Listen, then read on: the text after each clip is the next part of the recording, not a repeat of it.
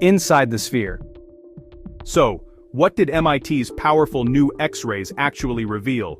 For the first time, we have a definitive, high-resolution look inside the Buga Sphere's sealed metal shell. Dr. Avide Zakhor, a leading expert in three-dimensional imaging from UC Berkeley who consulted on the project, called the results paradigm-shifting.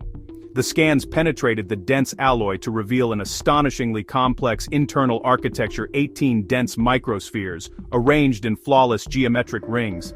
These aren't just decorative beads, they are connected by a network of 52 hair-thin filaments, all of which terminate at a central rectangular component the MIT team is calling the central processor.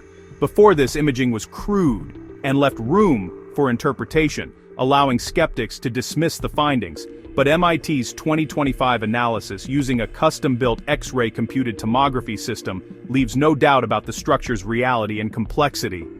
This isn't just a metal ball.